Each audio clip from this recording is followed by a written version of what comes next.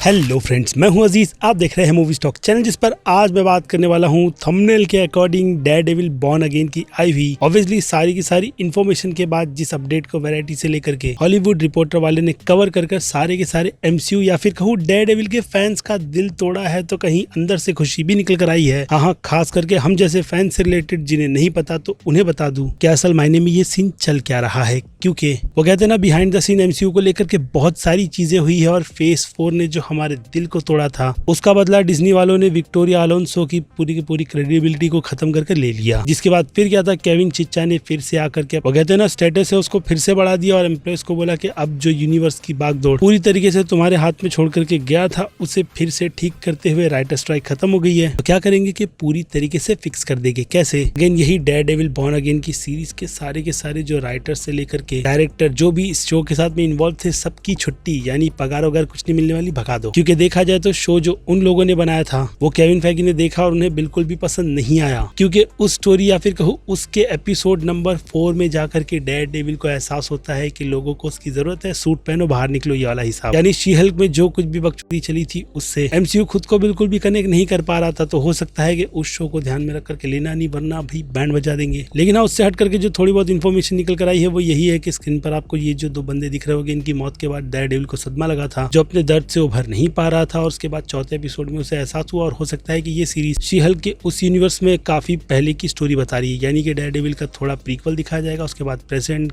क्या पता क्या करेंगे। जिस पर जैसे कि मैंने कहा, केविन फैगी ने उन लोगों की छुट्टी करते हुए इस शो को फिर से री रिटर्न के लिए डाल दिया है, यानी फिर से नए राइटर्स डायरेक्टर सबको इंक्लूड करते हुए एक अच्छी स्टोरी को बना करके इस शो को काफी ईमानदारी से हम फैंस को प्रोवाइड किया जाएगा, यानी जो कि इसी बात का इशारा दे देता है कि सीरीज डिले होने वाली है, जिसकी फिलहाल तो कोई भी रिलीज डेट कंफर्म नहीं है। लेकिन अगर उसकी बात की जाए तो जैसे कि मैंने कहा, राइटर स्ट्राइक को हटा करके स्टूडियो ने सबसे पहला काम यही किया कि उन लोगों ने 4 राइटर्स को हायर कर लिए और उसके बाद उन्हें दे दिया इस शो को पूरी तरीके से बनाने के लिए, जिसमें अब मार्वल सिर्फ इस पर ही नहीं बल्कि जितने भी उनके शोज और फिल्में आती है सबके लिए अलग अलग राइटर्स को हायर कर शो और फिल्मों की कहते हैं ना कि लेवल को बरकरार रखेगा। यानी हर कंटेंट अपने डिवीजन में अपनी एक कोर बाइबल लेकर चलेगा, जो कि हर शो की होती है। लेकिन एमसीयू के केस में वो चीज पूरी तरीके से मिसिंग थी। क्यों? ज्यादा दिमाग लगाने की जरूरत नहीं है, क्योंकि एमसीयू सीधे सीरीज नहीं बल्कि छोटी मोटी फिल्म बना रहा था 6 एपिसोड की, जिसके बाद वही बड़ी फिल्म कनेक्टिविटी और आगे बढ़ जाओ। यानी उनके सीजन 1 सीजन 2 का ऐसा कोई प्लान नहीं था। लोकी के साथ भी कुछ वही चल रहा था, लेकिन जब सीजन काफी ज्यादा हिट हो गया तो उसी कंटिन्यूटी के नाम पर इसके सीजन 2 को आगे ग्रीन लाइट देते हुए सीजन 3 का कुछ भी पता नहीं है, ये बात दिमाग में डाल लो। लेकिन अब जो मैंने बाइबल की बात बताई थी उसका मतलब यही है कि शो से रिलेटेड पहले सारे के सारे कैरेक्टर्स को सोच लिया जाएगा कि वो आगे चलकर क्या क्या पॉसिबिलिटी इस शो में इंक्लूड कर सकते हैं। उसके अलावा कई सारे रेफरेंस वही पूरी की पूरी चीजों को एक साथ मिला करके एक बाइबल, समझ रहे हो, जो कि एमसीयू के यूनिवर्स में देखा जाए तो मेरी नजर में इटर्नल्स है। लेकिन खैर, डेयरडेविल के ही मामले में नहीं बल्कि हर एक शोज के मामले में कुछ इसी तरीके की स्ट्रेटेजी को अपनाया जाएगा। जिस हिसाब से अगर मैं इस बात पर भी आ जाऊं कि अब सीरीज और मूवीज पूरी तरीके से खुद की कहानी को बिल्कुल ही अलग रखेगी, जिसमें शोज अब एक सीजन नहीं बल्कि मल्टीपल सीजन्स के लिए प्लान किया जाएगा, यानी कई सारी मीटिंग्स और किस कैरेक्टर को शो देना है किसे नहीं वो सब डिसाइड होगा, तभी ही जाकर के ऑब्वियसली डेयरडेविल जैसा शो बनेगा, वरना कैंसिलेशन समझ जाओ। जिसमें अब देखा जाए तो बस डर यही लग रहा है कि मल्टीपल सीजन्स के चक्कर में वो लोग स्टोरी की बैंड ना बजा दे, क्योंकि यहाँ पर कनेक्टिविटी मैटर करती है और एक पूरा का पूरा सागा भी, जिसमें मल्टीवर्स का ये सागा माइकल को छोड़ करके जेफ लवने से कुछ उसी तरीके का काम किया है। इसलिए शायद से जो रूमर निकल कर आ रही है कि इन दोनों को भी एवेंजर्स के प्रोजेक्ट से पूरी तरीके से हटाते हुए फिर से नए राइटर्स वही सारी की सारी चीजें रिपीट होगी, जिस पर मुझे लगता है कि मैं आपको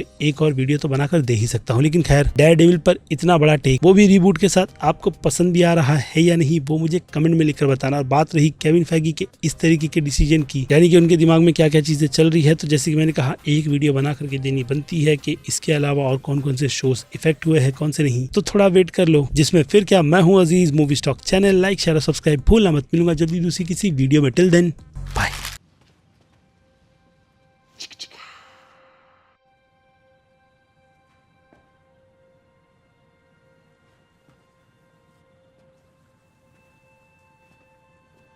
You're still here. It's over. Go home.